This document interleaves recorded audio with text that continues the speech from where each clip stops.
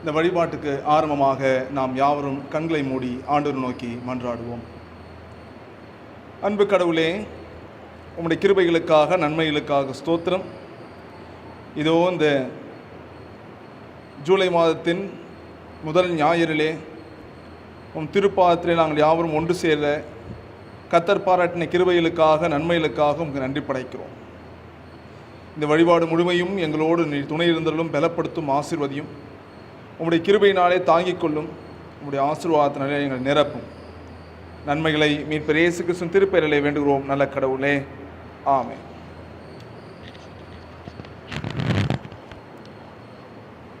அன்பார்ந்தவர்களே, நாம் ஒரு வழிபாட்டை துவக்கும் வண்ணமாக யாவரும் ஆண்டவரை நோக்கி யாவரும் எழுந்து நின்று துதிப்பாடலை நாம் பாடுவோம்.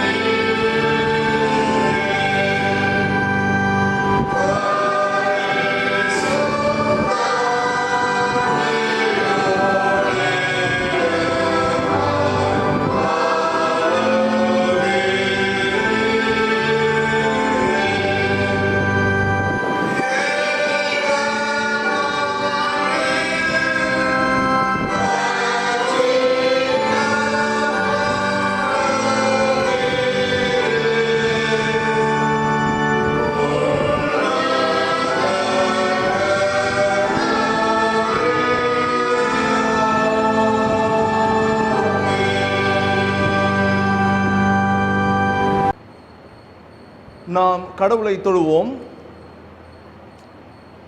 கடவுள் ஆவியாயிருக்கிறார். அவரை தொழுது கொள்கிறவர்கள் ஆவியோடும் உண்மையோடும் அவரை தொழுது கொள்ள வேண்டும். நம்முடைய பிதாவாகிய கடவுளாலும் கர்த்தராகிய இயேசு கிறிஸ்துவினாலும் உங்களுக்கு கிருபையும் சமாதானமும் உண்டாவதாக. இது கர்த்தர் உண்டு பண்ணின நாள், இதிலே களி கூர்ந்து மகிழக் கடவோம். திரியேக கடவுளை போற்றுதல். எங்கள் தந்தையாம் கடவுளே, உமது வல்லமையாலும் ஞானத்தாலும் எல்லாவற்றையும் படைத்து உமது குமாரனை எங்கள் இரட்சகராக தரும்படி உலகத்தில் அன்பு கூர்ந்தீரே, உம்மை போற்றுகிறோம். குமாரனாம் கடவுளே, பாவத்தை தவிர்த்து எல்லாவற்றும் எங்கள் போல் மனிதனாகி எங்கள் பாவங்களுக்காக ஒப்புக் கொடுக்கப்பட்டவரே, எங்கள் நீதிக்காக உயிர்த்தெழும்பவரே, உம்மை போற்றுகிறோம். பரிசுத்த ஆவியானவராகிய கடவுளே, எல்லா உண்மைக்குள்ளும் எங்களை வழிநடத்தி கடவுளின் அன்பை எங்கள் நெஞ்சில் பொடுகிறவரே, உம்மை போற்றுகிறோம். தந்தை, மைந்தன், தூய ஆவியாய் கடவுளே, உமக்கே எக்காலமும் எல்லா புகழும் மகிமையும் உண்டாவதாக. ஆமேன். நமக்கு பாவம் இல்லை என்போமானால் நம்மை நாமே வஞ்சிக்கலாவோம். நமக்குள் உண்மை இல்லை. நமது பாவங்களை அறிக்கையிட்டால் பாவங்களை நமக்கு மன்னித்து எவ்வித அநீதமும் நீங்க நம்மை சுத்திகரிப்பதற்கு அவர் நம்பத்தக்கவரும் நீதியும் உள்ளவர்.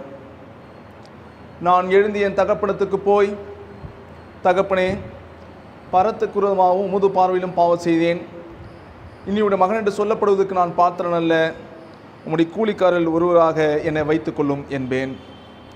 கடவுள் ராஜ்யம் சமீபத்தில் இருக்கிறது. மனம் திரும்பி சுவிசேஷத்தில் நம்பிக்கை வையுங்கள்.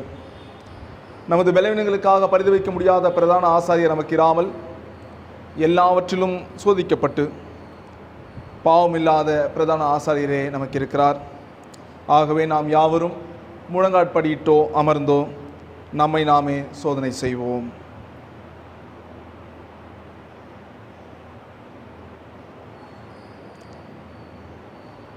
சர்வ வல்லமையுள்ள கடவுளத்தில் நாம் நமது பாவங்களை தாழ்மையோடு அறிக்கை செய்வோம்.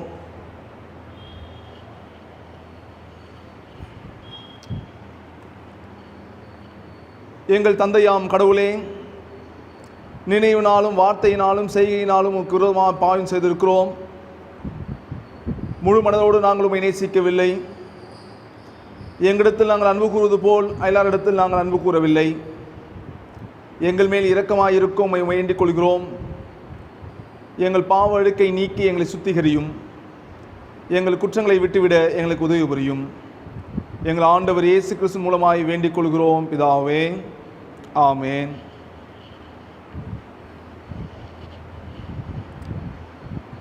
சர்வ வல்லமையும் மிகுந்த இரக்கமுள்ள ஆண்டவர் மன்னிப்பையும் பாவ நிவர்த்தியும் நம்ம கட்டளையிட்டருளி வாழ்க்கையை சீர்படுத்துவதற்கான காலத்தையும் தமது பரிசுத்தாவின் கிருபையும் தேற்றுதலையும் நமக்கு தந்தருளுவாராக. ஆமேன். ஆண்டவரை துதியுங்கள். ஆண்டவர் நாமம் துதிக்கப்படுவதாக. இந்த நாளுக்குரிய திருமை பகுதிகளை நாம் படிக்க கேட்போம். வாசிக்கும்படி தெரிந்து கொள்ளப்பட்ட நற்செய்தி பாடம் லூக்கா 19ஆம் அதிகாரம் வசனங்கள் 11 27 முடிய. லூக்கா 19ஆம் அதிகாரம் வசனங்கள் 11 27 முடிய. அவர்கள் இவைகளை கேட்டுக்கொண்டு இருக்கையில் அவர் எருசலேமுக்கு சமீபித்து இருந்தபடியினாலும் தேவனுடைய ராஜ்யம் சீக்கிரமாய் வெளிப்படும் என்று அவர்கள் நினைத்தபடியினாலும் அவர் ஒரு உவமையை சொன்னார். பிரபுவாகிய ஒருவன் ஒரு ராஜ்யத்தை பெற்றுக்கொண்டு திரும்பி வரும்படி துரதேசத்துக்கு போக புறப்பட்டான். புறப்பட்ட போது அவன் தன் ஊழியக்காரரில் 10 பேரை அழைத்து அவர்களிடத்தில் 10 ராத்தல் திரவியங்களை கொடுத்து, நான் திரும்பி வரும் அளவும் இதை கொண்டு வியாபாரம் பண்ணுங்கள் என்று சொன்னான். அவனுடைய ஊரார் அவனை பகைத்து, அவன் எங்கள் மேல் ராஜாவாயிருக்கிறது எங்களுக்கு மனதில்லை என்று சொல்லும்படி அவன் பின்னே ஸ்தானாபதிகளை அனுப்பினார்கள். அவன் ராஜ்யத்தை பெற்றுக்கொண்டு திரும்பி வந்தபோது தன்னிடத்தில் திரவியம் வாங்கியிருந்த அந்த ஊழியக்காரரில் அவனவன் வியாபாரம் பண்ணி சம்பாதித்தது எவ்வளவு என்று அறியும்படி அவர்களை தன்னிடத்தில் அழைத்து வர சொன்னான். அப்பொழுது முந்தினவன் வந்து, ஆண்டவனே, உம்முடைய ராத்தலினால் 10 ராத்தல் ஆதாயம் கிடைத்தது என்றான். எஜமான் அவனை நோக்கி, நல்லது உத்தம ஊழியக்காரனே, நீ கொஞ்சத்தில் உண்மையுள்ளவனாயிருந்தபடியால் 10 பட்டணங்களுக்கு அதிகாரியாக என்றான். அப்படியே 2ஆம் ஊழியக்காரன் வந்து, ஆண்டவனே, உம்முடைய ராத்தலினால் 5 ராத்தல் ஆதாயம் கிடைத்தது என்றான். அவனையும் அவன் நோக்கி, நீயும் 5 பட்டணங்களுக்கு அதிகாரியாயிரு என்றான். பின்பு வேறொருவன் வந்து, ஆண்டவனே, இதோ உம்முடைய ராத்தல், இதை ஒரு சிலையிலே வைத்திருந்தேன். நீர் வைக்காததை எடுக்கிறவரும் வைக்காததை அறுக்கிறவருமான கடினமுள்ள மனுஷன் என்று அறிந்து உமக்கு பயந்திருந்தேன் என்றான். அதற்கு அவன், பொல்லாத ஊழியக்காரனே, உன் வாய் சொல்லைக் கேட்டே உன்னை நியாயம் தீர்க்கிறேன். நான் வைக்காததை எடுக்கிறவனும் வைக்காததை அறுக்கிறவனுமான கடினமுள்ள மனுஷன் என்று அறிந்தாயே. பின்பு ஏன் நீ என் திராவியத்தை காசுக்கிடையிலே வைக்கவில்லை? வைத்திருந்தால் நான் வரும்போது அதை வட்டியோடே வரப்பண்ணிக் கொள்ளுவேனே என்று சொல்லி சமீபமாய் நிற்கிறவர்களை நோக்கி அந்த ராத்தலை அவன் கையிலிருந்து எடுத்து 10 ராத்தல் உள்ளவனுக்கு கொடுங்கள் என்றான். அதற்கு அவர்கள், ஆண்டவனே, அவனுக்கு 10 ராத்தல் இருக்கிறதே என்றார்கள். அதற்கு அவன், உள்ளவன் எவனுக்கும் கொடுக்கப்படும், இல்லாதவனிடத்தில் உள்ளதும் எடுத்துக்கொள்ளப்படும் என்று உங்களுக்கு சொல்கிறேன். அன்றியும் தங்கள் மேல் நான் ராஜாவாகியிருக்கிறதற்கு மனதில்லாதவர்களாயிருக்கிற என்னுடைய சத்துருக்களை இங்கே கொண்டு வந்து எனக்கு முன்பாக வட்டிக்கு போடுங்கள் என்று சொன்னான் என்றார் என்பதே. வாசிக்கும்படி தெரிந்து கொள்ளப்பட்ட சுவிசேஷ வேத பாடம் வாசித்து முடிந்தாயிற்று. தேவனே உமக்கு மகிமை உண்டாவதாக. ஆமென். ஆண்டவருடைய வார்த்தைகளை தியானிப்பதற்காக நாம் யாவரும் கண்களை மூடி ஆண்டவர் நோக்கி வேண்டுவோம். அன்பு கடவுளே, உம்முடைய திருவார்த்தைகளை நாங்கள் தியானிக்கின்ற பொழுது கர்த்தர் எங்களை உம்முடைய திருவார்த்தையின் வழியாக வழிநடத்தி உடைய சத்திய வார்த்தைகளுடைய ஆழங்களை எங்களுடைய கண்கள் காண எங்களுக்கு துணை செய்வன மாற்ற வேண்டுகிறோம். உங்களுடைய வார்த்தைகள் சத்தியம், அவை எங்களை விடுதலை செய்யட்டும். மீட்பர் இயேசு கிறிஸ்துவின் திருப்பெயரிலே வேண்டுகிறோம் கடவுளே. அன்பார்ந்தவர்களே, இந்த நாளிலே நாம் சிந்திக்கும்படியாக நம்முடைய மாமன்றத்தினாலே நமக்கு கொடுக்கப்பட்டிருக்கிற செம்பொருள் சீடத்துவம் அல்லது பணியாளத்துவம், வெளிப்படைத்தன்மையும் கணக்கு ஒப்படைப்பும். வெளிப்படைத்தன்மையும் கணக்கு ஒப்படைப்பும். Stewardship, transparency and accountability. இந்த தலைப்பை கேட்டவுடனேயே நமக்கு பணியாளத்துவத்தினுடைய ஒரு பண்பை நாம் மையப்படுத்துகிறதை புரிந்து கொள்ள முடியும். நாம் குறிப்பாக எந்த பணியாளத்துவத்தினுடைய முக்கியத்துவத்தை நாம் பார்க்கிறோம் என்றால், டிரான்ஸ்பரன்சி அண்ட் அக்கவுண்டபிலிட்டி, வெளிப்படைத்தன்மையும் கணக்கு ஒப்படைத்தலும் என்று சொல்லி பார்க்கிற பொழுது அது அதிகமாக நிர்வாகம் அல்லது பணம் சம்பந்தப்பட்ட காரியங்களை மையப்படுத்தி பார்க்கின்ற திருப்பணித்துவத்தை அல்லது உக்ரானத்துவத்தை, சீடத்துவத்தை, ஸ்டூவர்ட்ஷிப், இதை மையப்படுத்துகிறது. So when we say stewardship in relation with accountability and transparency, it automatically drags us to focus on the monetary issues that are involved in the ministry. Stewardship in relation with finance, stewardship in relation with handling the material things that are involved in the church and activities. ஆகையினாலே இந்த தொடர்போடு நாம் பார்க்கிற பொழுது அது ஆயர், ஒரு குருசேகர அளவிலே ஆயரோடு சேர்ந்து இந்த பொருளோடு தொடர்புடையவர்கள், பொருளரும் செயலர், அவர்களுடைய எக்ஸ்டென்ஷனாக இது ஆஃபீஸ் அப்படின்னு சொல்லுவாங்க. இவங்க 3 பேரை சேர்ந்து chairperson, secretary, treasurer of the pastorate are considered as the officers of the diocese, pastorate. இதோட எக்ஸ்டென்ஷனாக பாஸ்டரேட் கமிட்டி இருக்கிறது. ஸோ அக்கௌண்டபிலிட்டி, டிரான்ஸ்பரன்சின்னு பேசும்போது இந்த அமைப்பு இருக்குது பாருங்கள். செயலர், பொருளர், ஆயர் மற்றும் சேகரக்குழு அங்கத்தினர், இவர்களுடைய அனைத்து செயல்பாடுகளை மையப்படுத்தி இந்த நாளிலே நாம் சிந்திக்க அழைக்கப்பட்டிருக்கிறோம்.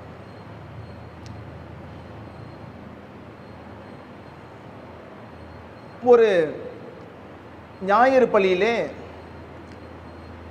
குழந்தைகளை பார்த்து ஞாயிறு பள்ளி ஆசிரியர் கேட்டார், ஏன் வழியோரத்திலே குற்றுயிராய் அடிபட்டு கிடந்த நல்ல சமாரியனை ஆசாரியன் உதவி செய்ய நெருங்கவில்லை அல்லது நெருங்கி செல்லவில்லை என்று சொல்லி கேள்வி கேட்டார்.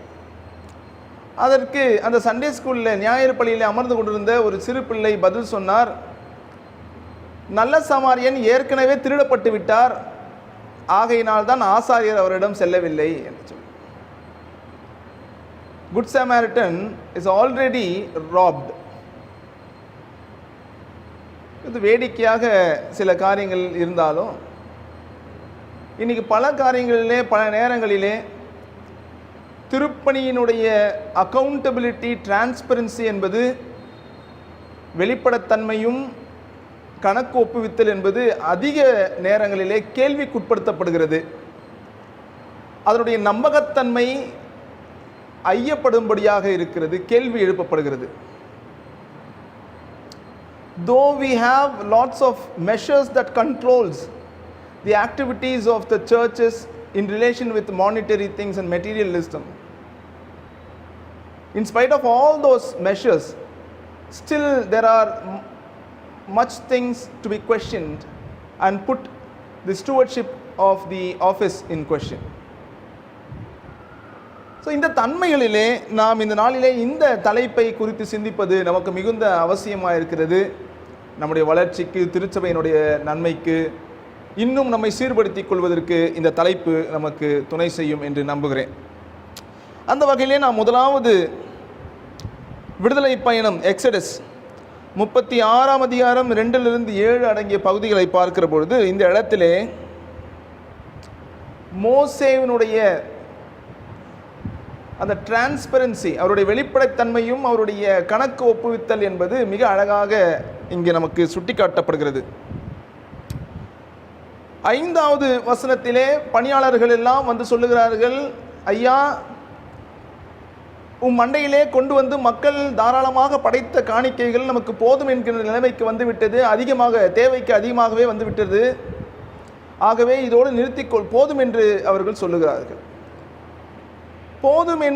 போதுமான அளவுக்கு வந்தது என்பதை மோசே கேள்விப்பட்ட உடனே அவர் மக்களை சந்திக்கின்றார். சந்தித்து அவரிடத்தில் சொல்லுகிறார், போதும், நிறுத்திக் கொள்ளுங்கள், நீங்கள் இந்த கட்டுமான பணிக்காக தருவதை நிறுத்திக் கொள்ளுங்கள், ஏனென்றால் நமக்கு தேவையானது வந்துவிட்டது, நிறுத்திக் கொள்ளுங்கள் என்று சொல்றார். வசனம் 6 சொல்கிறது, ஆணோ பெண்ணோ யாராயினும் இனிமேல் தூயகத்துக்காக காணிக்கை கொண்டு வர வேண்டாம் என்று ஒரு கட்டளை பிறப்பிக்க அது பாளையம் எங்கும் அறிவிக்கப்பட்டது. எனவே மக்கள் எதையும் கொண்டு வருவதை நிறுத்திவிட்டனர் என்று சொல்லுகிறது.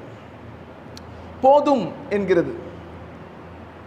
இதில் ரொம்ப அழகாக இந்த டிரான்ஸ்பரன்சியும் அக்கௌண்டபிலிட்டியை பற்றி பார்க்கலாம். வெளிப்படைத்தன்மையை பற்றி, கணக்கு உற்பத்தி பற்றி மிக அழகாக நேர்த்தியாக இந்த பகுதி நமக்கு சொல்லுகிறது.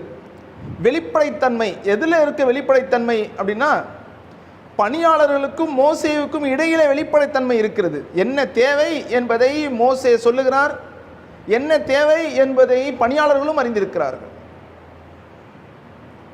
அப்ப எது தேவையானது வந்துவிட்டதா இல்லையா என்பதை கண்காணிக்கக்கூடிய பொறுப்பிலே மோசே, உயர் பதவியில் இருக்கிற மோசே மட்டுமல்ல, மாறாக பணியாளர்கள், கடைசி வரையிலும் இருக்கிற கடைமட்ட பணியாளர்கள் கூட தேவை எவ்வளவு என்பதை அறிந்து இருக்கக்கூடிய, எது போதும் என்கிறதை உணரக்கூடிய அளவுக்கு அவருடைய நிர்வாகத்திலே வெளிப்படைத்தன்மை இருக்கிறது. அக்கௌண்டபிலிட்டி வெறும் பணியாளர்கள் மோசேயிடத்தில் மட்டுமல்ல. அக்கௌண்டபிலிட்டி என்பது, இந்த ஆர்டிசன்ஸ் எல்லாம் வந்து மோசே கிட்ட சொல்றாங்க, நிறைய வந்து விட்டது என்று சொல்கிறார்கள். அந்த அக்கௌண்டபிலிட்டி மட்டும் இல்லை, ஏன்னா இஷ்டத்துக்கு வருது, நம்ம கொஞ்சம் எடுத்து வச்சுக்கோன்னு பணியாளர்கள் எடுத்து வைத்துக் கொள்ளவில்லை. கணக்கு ஒப்புவிக்கிறார்கள் மோசே இடத்துல வந்து, ஐயா, நமக்கு என்ன தேவையோ அது போதுமான அளவு வந்து விட்டது, எல்லா பொருட்களும் போதுமான அளவு நம்ம இடத்துல வந்து விட்டது என்று சொல்லி கணக்கு ஒப்புவிக்கிறார்கள். இஷ்டத்துக்கு மக்கள் கொடுத்துட்டு இருக்கிறாங்க, வாங்கி உள்ளர வச்சுக்குவோம், மோசேவுக்கு என்ன தெரியவா போகுது என்று சொல்லி பணியாளர்களோ, இன்னும் கொஞ்சம் கூடுதலாக பார்த்தீங்கன்னா மோசேவே கூட மக்களிடத்திலே அவர் என்ன பண்ணுறாருன்னா கணக்கு வெளிப்படுத்துகிறார். பணியாளர்களும் மோசே இடத்திலே கணக்கு ஒப்புவிக்கிறார்கள், மோசேவும் மக்களிடத்தில் கணக்கு ஒப்புவிக்கிறார். நீங்கள் போதும், நீங்கள் தந்தது போதும், நீங்கள் தேவைக்கு மிஞ்சி கொடுத்து விட்டிருக்கிறீர்கள், இனி நமக்கு தேவை என்பது ஒன்றுமில்லை என்று சொல்லி மிக அழகாக அவரிடத்திலே எடுத்து உரைத்து வெளிப்படையாக கணக்கு ஒப்புவிக்கின்றார் மக்களிடத்திலே. நீங்கள் எவ்வளவு கொடுத்திருக்கிறீர்கள் என்று தெரியுமா? தேவைக்கு மிஞ்சி கொடுத்திருக்கிறீர்கள். உங்களுக்கு கணக்கு தெரியாது, நீங்கள் கொடுத்துட்டே இருக்கீங்க கேட்கும் போதெல்லாம், ஆனால் தேவைக்கு மிஞ்சி கொடுத்திருக்கிறீர்கள், ஆகவே போதும் என்று சொல்லுகிறார். மிக அழகான ஒரு வெளிப்படைத்தன்மையையும் கணக்கு ஒப்புவித்தலையும் இன்றைக்கு திருச்சபைக்கும் பணியாளர்களுக்கும் தலைமைத்துவங்களுக்கும் கற்றுக் கொடுக்கக்கூடிய அளவுக்கு இந்த பகுதி இருக்கிறது. நமக்கு மிக சிறப்பானது, நமக்கு ஒரு பெரிய பாடம். இரண்டாவது, பிலிப்பியருக்கு எழுதின நிருபத்திலே பார்க்கிற பொழுது அங்கேயும் இது போன்ற ஒரு அழகான ஒரு அக்கௌண்டபிலிட்டியை பவுலடிகளார் எடுத்து வைக்கின்றார். பிலிப்பியர் 4ஆம் அதிகாரம் வசனங்கள் 10 to 20. இந்த இடத்திலே அந்த பவுலடிகளார் பிலிப்பியர்களுக்கு எந்த அளவுக்கு கடன்பட்டிருக்கிறார் என்பதை வெளிப்படுத்துகிறார். நான் ரொம்ப கடன்பட்டிருக்கிறேன் என்றால், எனக்கு எப்பொழுதெல்லாம் தேவை இருக்கிறதோ அப்பொழுதெல்லாம் நீங்கள் உங்கள் கைகளை குறுக்காமல் எனக்கு நீங்கள் தந்திருக்கிறீர்கள். என்னுடைய ஊழியத்தையும் என்னையும் தாங்கி இருக்கிறீர்கள். எப்பவுமே வெறும் ஊழியத்தை மட்டும் தாங்குவது முக்கியமல்ல, ஊழியத்தை செய்கின்ற ஊழியக்காரர்களையும் தாங்குவது மிக முக்கியம். ஆனால் இது ரெண்டுத்திலையுமே, இந்த முக்கியத்துவத்திலையும் பவுலடிகளார் கணக்கு ஒப்புவிக்கின்றவராக இருக்கிறார். நீங்கள் தந்தது எனக்கு தேவைக்கு மிஞ்சி இருக்கிறது, அந்த அளவுக்கு என்னுடைய தேவைகளை நீங்கள் சந்தித்து கொண்டீர்கள். அதே நேரத்தில் நான் உங்களை தவிர வேறு எவரிடத்திலும் என்னுடைய தேவைகளுக்காக நான் நின்றது கிடையாது, என்னை நிற்க நீங்கள் விட்டது கிடையாது. நீங்கள் மட்டுமே எனக்கு போதுமானவராக இருக்கிறீர்கள், நீங்களே என்னுடைய தேவைகள் எல்லாவற்றையும் சந்தித்திருக்கிறீர்கள் என்பதை கணக்கு ஒப்படைக்கின்றார். அவர்களிடத்தில் கடன்பட்டிருக்கிறதை வெளிப்படுத்துகிறார். இன்டெப்டட்னஸ், வெறும் இன்டெப்டட்னஸோ அந்த கிரேட்ஃபுல்னஸ் மட்டும் முக்கியம் இல்லை. தேங்க்ஸ் பண்ணுறது, கிராட்டிடியூட், நன்றி செலுத்துவது, அது மட்டும் இல்லை. இது ஒரு வகையிலே நாம் அறிக்கையாகவும் எடுத்துக்கொள்ளணும். ரிப்போர்ட்டிங், என்னுடைய ஊழியத்துக்கு, எனக்கு, என்னுடைய தேவைகளுக்கு நீங்கள் தந்ததை அவர் எடுத்து சொல்லுகின்றார். பிலிப்பியருக்கு எடுத்து சொல்லுகின்றார். நீங்கள் அந்த அளவுக்கு தாங்கியிருக்கிறீர்கள், என்னுடைய திருப்பணியை தாங்கியிருக்கிறீர்கள், என்னுடைய தனி தேவைகளை தாங்கியிருக்கிறீர்கள், அதனால்தான் நான் முழு நேரமாக அந்த ஊழியத்தை செய்ய முடிந்தது என்று சொல்லி அதை ஒரு அறிக்கையாக செய்கின்றார். Reporting to the people it's very essential. இன்றைக்கு நாம் குறைபடுகின்ற ஒரு முக்கியமான ஒரு தளம் இந்த தளம்தான். எல்லாம் கிடைக்கிது நமக்கு. திருச்சபையில் தேவைகள், கட்டுமான பணிகள் அல்லது ஊழியங்கள், இவை எல்லாவற்றிலும் நாம் கால்களை எடுத்து பதிக்கின்ற பொழுது மக்களிடத்திலே தாராளமாய் கேட்கிறோம், அவர்களும் தாராளமாய் கொடுக்கிறார்கள். ஆனால் கொடுப்பதில் மட்டுமே நாம் அதோடு நிறுத்தி கொள்கிறோம். ரிப்போர்ட் பண்ணுறது, இவ்வளவு கேட்டோம், இவ்வளவு கொடுத்தீர்கள், இது இவ்வளவு ஆயிருக்கிறது, மீதம் இவ்வளவு இருக்கிறது, இதை வைத்து நாங்கள் இதை செய்யலாம் என்று எண்ணுகிறோம். இப்படி ஒட்டுமொத்தமாய் மக்களுக்கு உதாரணத்துவமாய் காணிக்கை கொடுக்கின்ற இறை மக்களுக்கு அறிக்கையை சமர்ப்பிக்க வேண்டிய கடமை தலைமையில் இருக்கிறவர்களுக்கும் பொறுப்பில் இருக்கிறவர்களுக்கும் இருக்கிறது என்பதை இந்த பகுதி மிக அழுத்தமாக நமக்கு எடுத்துரைக்கிறது. மூன்றாவதாக, லூக்கா எழுதின நற்செய்தி நூல் 19ஆம் அதிகாரம் வசனங்கள் 11 to 27 வரையிலும் இருக்கிற பகுதிகளை பார்ப்போம் என்றால், இந்த பகுதியிலே மிக ஒரு நெருடலான ஒரு பகுதி. இதை புரிந்து கொள்வது மிக கடினமானதாகவும் இருக்கிறது. ஏன்னா இங்கே ஒரு தலைவர் இருக்கிறார், அந்த தலைவர் மக்களுக்கு விருப்பம் இல்லாதவராக இருக்கிறார். இதை புரிந்து கொள்வது மிக கடினம். ஏன் விருப்பமில்லாத தலைவரை தலைவர் என்று திருமறை பகுதி சொல்லுகிறது? மக்கள் வெறுப்படைகின்ற அளவிற்கு இருக்கின்ற ஒருவரை தலைவர் என்று திருமறை குறிப்பிடலாமா? இது ஒரு கேள்வி, என் மனதிலே இருக்கிற கேள்வி. ஏன்னா அந்த பணியாளர்கள் எல்லாம் என்ன பண்ணுறாங்கன்னா, அவர் மேலே மிகுந்த வெறுப்பு கொண்டிருக்கிறார்கள். இந்த நபரும் சரி, அதிகாரம் பெறுவதற்கு மிகுந்த வேட்கை வெளிப்படுத்துகிறவராக இருக்கிறார். ஆகையினால்தான் இது ரொம்ப காம்ப்ளிகேட்டடாக இருக்குது. இந்த பகுதியை புரிந்து கொள்வதும் இந்த பகுதியை விளக்குவதும் மிக கடினமானதாக இருக்கிறது. இந்த பகுதியை வைத்து நாம் என்ன தியானத்தை மேற்கொள்ள முடியும்? ஏன்னா மக்களுக்கு விருப்பம் இல்லாதவர், மக்களை மிக கடுமையாக வழிநடத்துகிறவர் எப்படி நமக்கு முன்மாதிரியானதாக இருக்க முடியும் என்பது என்னுடைய ஒரு கேள்வி. இந்த பகுதியிலே அதை தவிர்த்து விட்டு இந்த இடத்துல பணியாளத்துவத்துக்கும் தலைவருக்கும் இருக்கிற உறவு நிலையிலே இதை நான் படிக்கிற பொழுது, எல்லாரிடத்திலும் ஒரு பொறுப்பை அந்த தலைவர் கொடுத்து விட்டு செல்கிறார். ஒவ்வொரு இடத்திலும் ஒரு மினா கொடுத்து விட்டு செல்கிறார். ஒவ்வொருவரும் தங்களிடத்தில் கொடுக்கப்பட்டிருக்கிற காரியத்தை வைத்து சோம்பி இருக்காமல்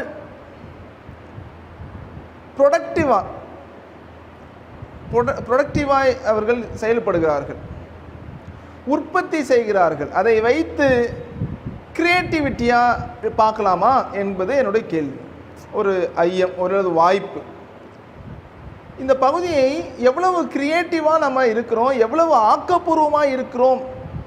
இந்த ஆக்கப்பூர்வமான தன்மை இல்லாமல் சோம்பி இருத்தல் என்பது இறையரசுக்கும் கடவுளுடைய ராஜ்யத்தை கட்டி எழுப்பதற்கும் ஒவ்வாததாக இருக்கிறது என்பதை நாம் புரிந்து கொள்ள வேண்டும்.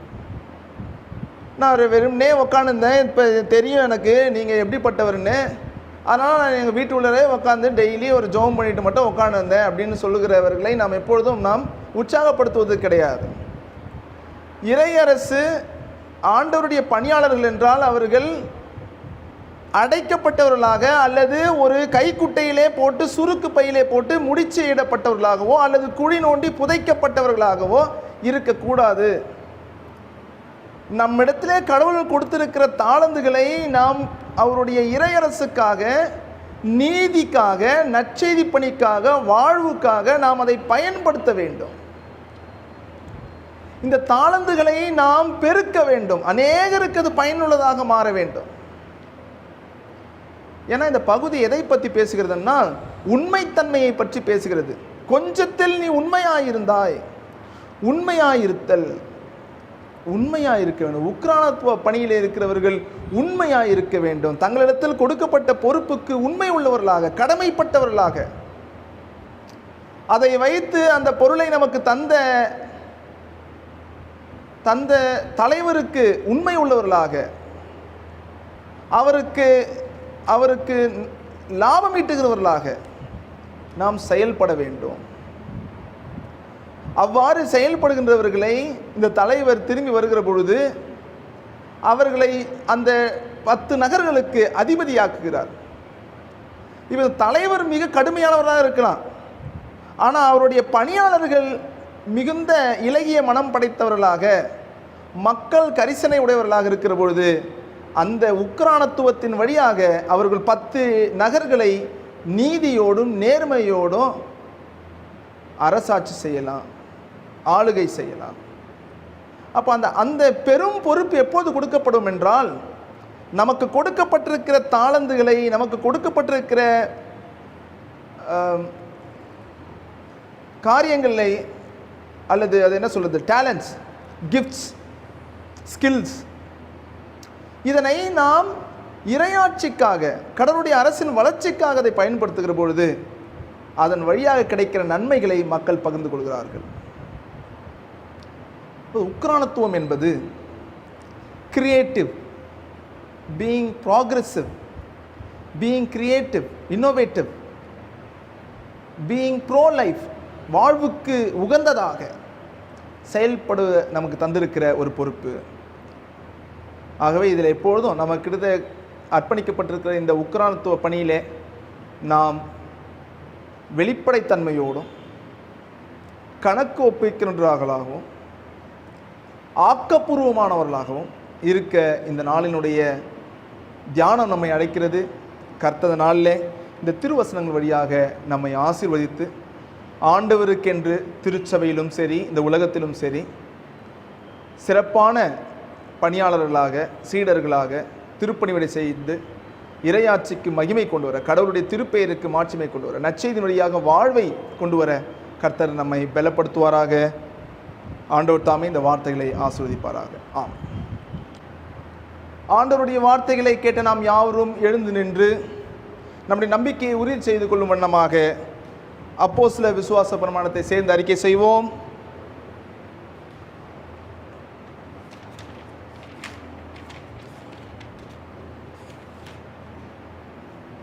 வானத்தையும் பூமியையும் படைத்த சர்வவல்ல பிதாவாகிய தேவனை விசுவாசிக்கிறேன். அவருடைய ஒரே குமாரன் நாதர் இயேசு கிறிஸ்துவை விசுவாசிக்கிறேன். அவர் பரிசுத்த ஆவினாலே கன்னிமரியாள் உற்பத்தி பிறந்தார். பொந்து பிலாத்துவின் காலத்தில் பாடுபட்டு சிறில் அறையுண்டு மரித்து அடக்கம் பண்ணப்பட்டு பாதாளத்தில் இறங்கினார். 3ஆம் நாள் மரித்தோர்ந்து எழுந்தறினார். பரமண்டத்துக்கு சர்வநிலை பிதாவாகிய தேவனுடைய வலது பாசத்தில் வீற்றிருக்கிறார். அவ்விடத்திலிருந்து உயிருள்ளோரை மரித்தோரை நியாயம் தீர்க்க வருவார். பரிசுத்தாவை விசுவாசிக்கிறேன். பொதுவாக இருக்கிற பரிசுத்தையும் பரிசுத்தவான்கள் ஐக்கியமும் பாவ மன்னிப்பும் சரீர உயிர்த்ததிலும் நித்திய ஜீவனும் உண்டு என்று விசுவாசிக்கிறேன். ஆமேன். கிறிஸ்துவுக்குள் பிரியமானவர்களே, ஆண்டவராக இயேசு கிறிஸ்து நாமத்தினால உங்கள் அனைவருக்கும் என்னோட அன்பான வாழ்த்தினை தோத்திரத்தை நான் தெரிவித்துக் கொள்கிறேன்.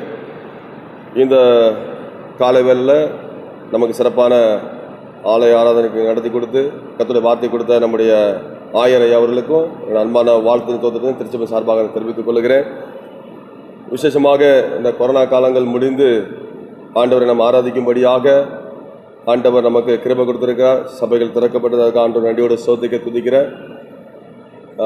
விசேஷமாக இந்த நாட்களில் ரொம்ப கவனமாக சேஃப்டியாக இருக்க வேண்டியது மிகப்பெரிய ஒரு கடமை. எங்கள் ஆலயத்துக்கு வரும்போது மிகுந்த கவனத்தோடு வாங்க. மாஸ்க் போட்டுக்கோங்க. சோஷியல் டிஸ்டன்ஸு தவறாமல் மெயின்டைன் பண்ணிக்கோங்க. எப்போதும் சானிடைசர் யூஸ் பண்ணுங்கள். அது மாத்திரம் இல்லாதபடி இப்போதைக்கு ஒரு ஆராதனை தான் ஐயா சொல்லியிருக்கிறாங்க, மற்றபடி வேறு எதுவும் கிடையாது. அறிவிப்புக்கு பின்பதாக நம்முடைய ஆயர் ஐயாவை சபையின் சார்பாக ஆயர் ஐயா அம்மா பிள்ளைங்களை அவங்கள கௌரவப்படுத்தப்படும். தொடர்ந்து ஐயாவுக்காக அவங்க குடும்பத்துக்காக உங்களுடைய ஜெபத்தில் தாங்கும்படி உங்களை அன்பாய் நான் கேட்டுக்கொள்கிறேன். பிறந்த நாள் திருமண நாள் காண்கிற பெயர்களை நான் வாசிக்கிறேன். ஜூலை மாதம் 1ஆம் தேதி பிறந்த நாள் காண்பவர்கள் திரு எஸ் தாஸ், திரு டி தனசேகர், திரு தினேஷ்குமார். 2ஆம் தேதி பிறந்தநாள் காண்பவர்கள் செல்வன் எஸ் கிறிஸ்டோபர் துரை பாண்டியன். 3ஆம் தேதி பிறந்தநாள் காண்பவர்கள் திரு ஏசுதாஸ், திரு டி பாபு, திருமதி எம் ஜூலி சாம்சன், செல்வி டி தேவதர்ஷினி, திருமதி எம் பொன்மலா. 4ஆம் தேதி பிறந்தநாள் காண்பவர்கள் திருமதி பி ஆனந்தக்கனி, திருமதி ஜாய் கிறிஸ்டின் சாம்சன், திருமதி ஜே ஏஞ்சல். 5ஆம் தேதி பிறந்தநாள் காண்பவர்கள் திரு மைக்கேல் வீரா, செல்வி ஜி நான்சி. 6ஆம் தேதி பிறந்தநாள் காண்பவர்கள் திரு டி ஜெயராஜ், திருமதி எல் ஹெலன் மேரி, செல்வி அஸ்வின் சரோலின். 7ஆம் தேதி பிறந்தநாள் காண்பவர்கள் திரு எஸ் வில்சன், திரு எம் தனசேகர். 8ஆம் தேதி பிறந்தநாள் காண்பவர்கள் திரு இ பிராங்க்லின் அன்புச்செல்வன், திரு ஏ சிப்லே, செல்வி ரோஸ்லின் புஷ்பலதா, செல்வன் ரொமால் ரூபன் வயாரா, செல்வி எம் கரோலினா ஜோதி, திருமதி எம் எஸ்தர். 9ஆம் தேதி பிறந்தநாள் காண்பவர்கள் திருமதி ஜே வயலட் சுகுணா பாய், திரு என் மேக்லின் மார்டின் சாம்சன். 10ஆம் தேதி பிறந்தநாள் காண்பவர்கள் திரு ஜி சாம்ராஜ். திருமணநாள் காண்பவர்கள் பெயர்கள் நான் வாசிக்கிறேன். 1ஆம் தேதி Thiru G David Kittu and Thirumathi K Hephzibah Amudha, Thiru G Stephen Raj and Thirumathi S Adline Jency. 4ஆம் தேதி திருமண நாள் காண்பவர்கள் பெயர்கள் வாசிக்கிறேன். Thiru Y Sino and Thirumathi G Subha. 5ஆம் தேதி திருமண நாள் காண்பவர்கள் பெயர்கள் வாசிக்கிறேன். Thiru T Jayakumar and Thirumathi J Josephine, Thiru K Veeraraghavan and Thirumathi Mallika Elizabeth. 6ஆம் தேதி Thiru Stanley Martin Salaiah and Thirumathi JD Elizabeth Thangamani, Thiru C தாவீது ராஜா அண்ட் திருமதி டி பாக்கியம், திரு நவீன்குமார் அண்ட் திருமதி என் ரூபி நவீன். 7ஆம் தேதி திரு ஜியோ அன்பராஜ் அண்ட் திருமதி சந்தியா, திரு ஜி ஜபஸ்டின் அண்ட் திருமதி கலைமதி.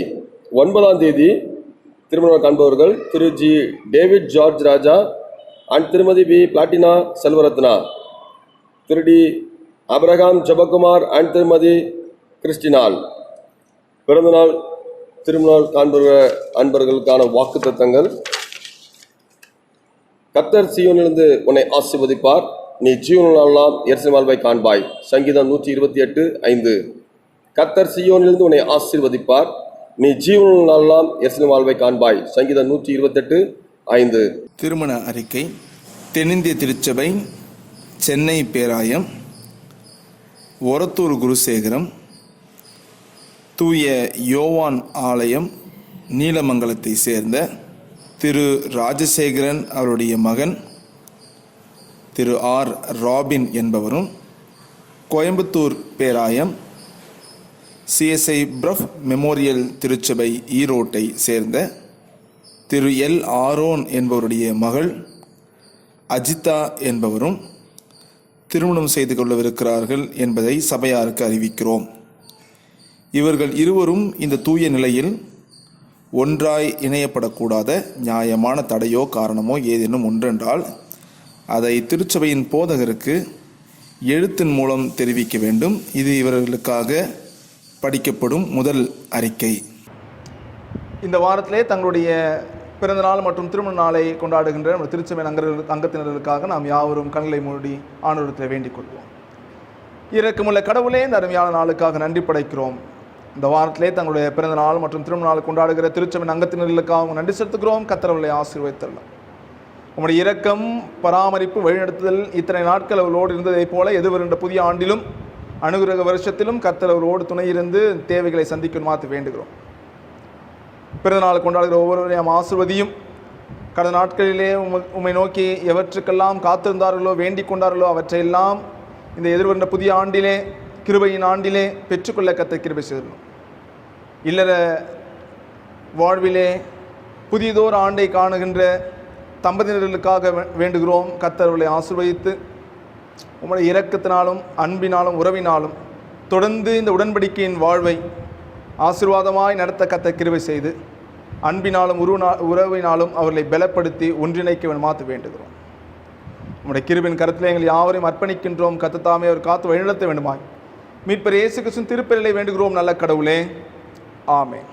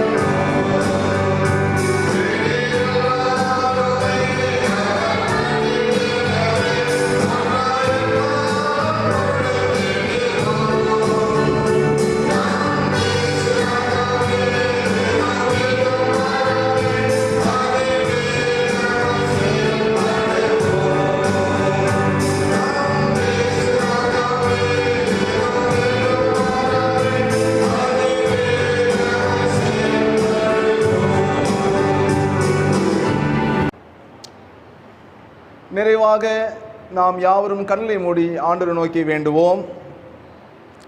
இரக்கமுள்ள கடவுளே, இந்த நாளுக்காக நன்றி செலுத்துகிறோம். இந்த நாளிலே நாங்கள் யாவரும் இந்த காணொலியின் வழியாக ஒருமித்து வழிபட கர்த்தர் பாராட்டின கிருபைகளுக்காக நன்மைகளுக்காக ஸ்தோத்திரம். ஆண்டவர் தொடர்ந்து எங்களை பலப்படுத்தி இந்த சூழ்நிலைகளிலே ஒரு மாற்றத்தை தந்து நாங்கள் யாவருமாய் ஒன்று சேர்ந்து ஆலயத்திலே வந்து உம்மை நோக்கி புகழ்பாடலை பாடவும் மன்றாட்டுகளை ஏறெடுக்கவும் திருமறையை தியானிக்கவும் எங்களுக்கு துணை செய்ய வேண்டுமாறு வேண்டுகிறோம்.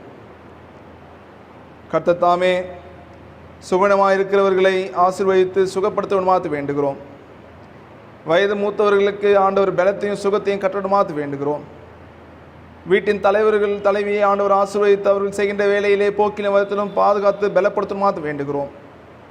வாலிப பிள்ளைகளுடைய கல்வியிலே வேலையிலே ஆண்டவர் துணை இருந்து பலப்படுத்தணுமாறு வேண்டுகிறோம்.